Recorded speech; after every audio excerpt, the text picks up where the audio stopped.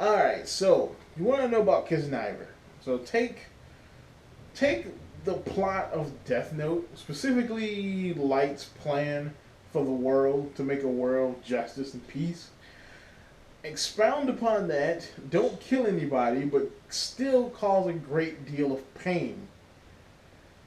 That's pretty much Kiznaiver without the death.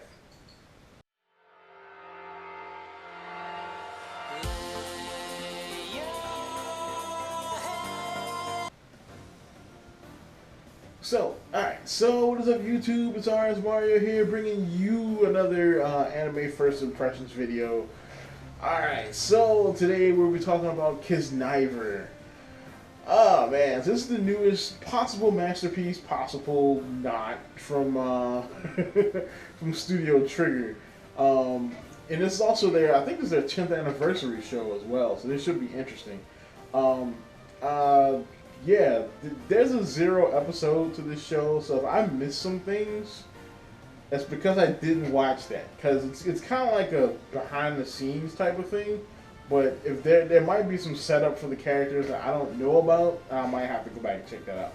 But so far, from just watching the first couple of episodes, here's what I got. The synopsis of the show is basically about a character by the name of Katsuhira Ogata, and he is basically brought into this program. He's a guy, he can't feel pain, he kind of just lives not even a normal life, he just goes with the flow as far as things go. And he basically, he can't feel pain. And he's brought into this program where he is linked to all these other people through their pain networks. And they're basically forced to go on these quote-unquote missions. And if one person feels pain, they all feel pain. So yeah, it's kind of an experiment to make world peace. I'm guessing what they plan to do if this is successful, which it probably won't be, is to force the entire world to somehow take these things that will link them all together, that will, you know, basically have this massive pain network.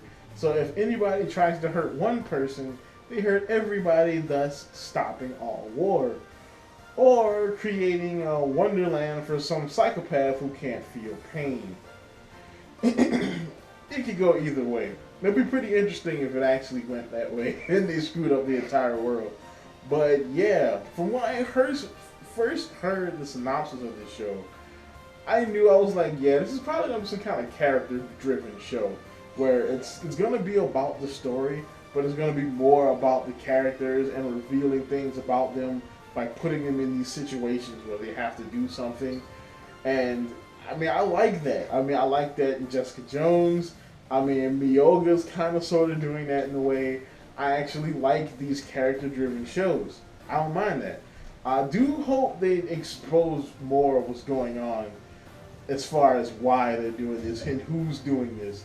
Because that's something that we really don't know of. We know there's this one chick who kind of seems to be like the game master, quote unquote, I guess you can call this, because she seems to be calling the shots, and she seems to kind of be able to one with her hand on the trigger, so to speak, in the missions. So maybe she works for someone else? I'm not quite sure. But yeah, the show is actually interesting.